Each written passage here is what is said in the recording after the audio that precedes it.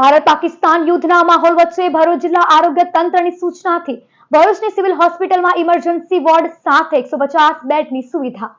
ભારત પાકિસ્તાન વચ્ચે ચાલી રહેલા તણાવને સમગ્ર દેશમાં હાલમાં હાઈ એલર્ટ આપવામાં આવ્યું છે. ગુજરાત રાજ્યના પણ હાલમાં યુદ્ધની પરિસ્થિતિને ધ્યાનમાં રાખીને તમામ સરકારી અધિકારીઓની રજાઓ કેન્સલ કરી દેવામાં આવી છે. સાથે કોઈ પણ સ્થિતિમાં હેડક્વાર્ટર્સ નહીં છોડવા માટે પણ આદેશ અપાયા છે.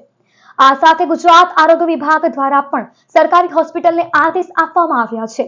ભરૂચ જિલ્લામાં આવેલ સિવિલ હોસ્પિટલ અને અન્ય સરકારી હોસ્પિટલમાં વીજળી માટે અન્ય સ્ત્રોતની વ્યવસ્થા રાખવી, બ્લડ ડોનેશન કેમ્પ યોજવા, જરૂરી દવાનો સ્ટોક રાખવા, ખાનગી હોસ્પિટલના ડોક્ટર સાથે સંકલન સાધવા, તકેદારીના ભાગરૂપે આરોગ્ય વિભાગને સતર્ક રહેવા સૂચના આપવામાં આવી છે.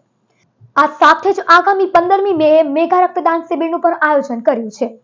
સિવિલ હોસ્પિટલ, ખાનગી હોસ્પિટલ અને ઇન્ડિયન મેડિકલ એસોસિએશન સાથે પણ ચર્ચા કરવામાં આવી છે. ત્યારે ભીષણ યુદ્ધની પરિસ્થિતિ સર્જાય તો ભરૂચ જિલ્લામાં આરોગ્ય તંત્રને એલર્ટ રાખવામાં આવ્યું છે. તાજેતરની પરિસ્થિતિને અનુલક્ષીને સરકારશ્રી તરફથી આરોગ્ય વિભાગના તમામ અધિકારી કર્મચારીઓની રજા રદ કરવાના આદેશ આવી ચૂક્યા છે. આ અનુસંધાને અમે પણ અમારા તમામ અધિકારી કર્મચારીઓની રજા રદ કરીશું.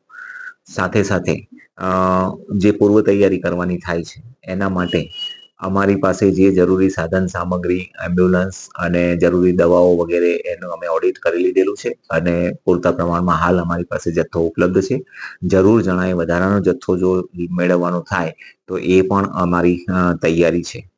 જ્યારે ભરૂચની doctor Kiransinh Patel medical college and research institute civil હોસ્પિટલના chief medical director doctor Miteshsinh શાહે માહિતી આપતા જણાવ્યું હતું કે ભરૂચ ખાતે આવેલી સિવિલ હોસ્પિટલમાં હાલમાં ચાલી રહેલા તણાવ ભરેલી પરિસ્થિતિમાં doctor Kiransinh Patel medical college and research ઇન્સ્ટિટ્યૂટના 7મા માળે સ્પેશિયલ વોર્ડ બનાવવામાં આવ્યો છે, જેમાં હાલમાં 150 બેડની વ્યવસ્થા કરીને સ્ટાફ સાથેની તમામ તૈયારીઓ ચાલી રહી છે અને જો કોઈ પણ પરિસ્થિતિ સર્જાય તો તેને પહોંચી વળવા માટેની તૈયારીઓ કરાઈ છે.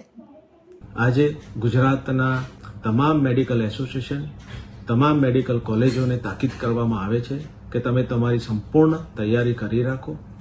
તમે તમારા ત્યાં ડોક્ટર્સનો સ્ટાફ, તમે પેરામેડિકલ સ્ટાફ, દવાનો પૂરતો જથ્થો અને કોઈ પણ ઇમરજન્સી અથવા તો ક્રાઇસિસને પહોંચી વળવા માટે તમે સક્ષમ રહેજો.